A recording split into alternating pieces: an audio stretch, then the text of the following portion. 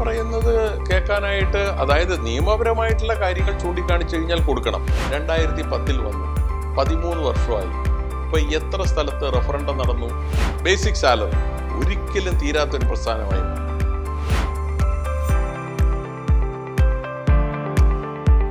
ഇതിൽ PF act വളരെ വ്യക്തമായിട്ട് പറയുന്നുണ്ട്.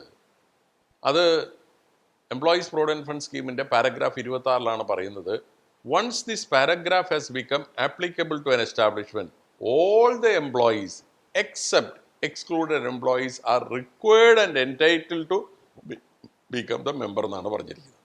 അപ്പോൾ ഈ പറഞ്ഞത് ഒരു എക്സ്ക്ലൂഡഡ് എംപ്ലോയി ആണ്. എന്താണ്? 55 വയസ്സ് പൂർത്തിയാകുക, ആ കമ്പനിയിൽ നിന്ന് റിട്ടയർ ചെയ്യുക, അയാളുടെ അക്കൗണ്ട് സെറ്റിൽ ചെയ്യുക. അയാൾ എക്സ്ക്ലൂഡഡ് എംപ്ലോയി ആണ്. പിന്നെ അയാൾ എടുക്കേണ്ട ആവശ്യമില്ല, എടുക്കാനും പറ്റില്ല. Because not required and not entitled ആണ്. പക്ഷേ നിങ്ങൾ 52 വയസ്സിൽ ഒരാൾ റിട്ടയർ ചെയ്തു, അയാൾ പറഞ്ഞു നിങ്ങൾ 2 കൊല്ലം കണ്ടിന്യൂ ചെയ്തോളൂ എന്ന് പറഞ്ഞാൽ, നിങ്ങൾ ഈ അക്കൗണ്ട് സെറ്റിൽ ചെയ്യുന്നതിന് മുമ്പാണ് നിങ്ങൾ കണ്ടിന്യൂ ചെയ്യാൻ അനുവദിക്കുന്നതെങ്കിൽ അയാൾക്ക് തുടർന്ന് PF കൊടുത്തേ പറ്റുള്ളൂ. അപ്പോൾ റിട്ടയർ ചെയ്ത് ആരെങ്കിലും നിങ്ങൾക്ക് വെക്കാൻ ഉദ്ദേശിക്കുന്നുണ്ടെങ്കിൽ അയാൾക്ക് പ്രൊവിഡന്റ് ഫണ്ട് കൊടുക്കണ്ട എന്നാണ് നിങ്ങൾക്കെങ്കിൽ അയാളോട് ആദ്യം പോയിട്ട് ആ അക്കൗണ്ട് സെറ്റിൽ ചെയ്യാൻ പറയുക.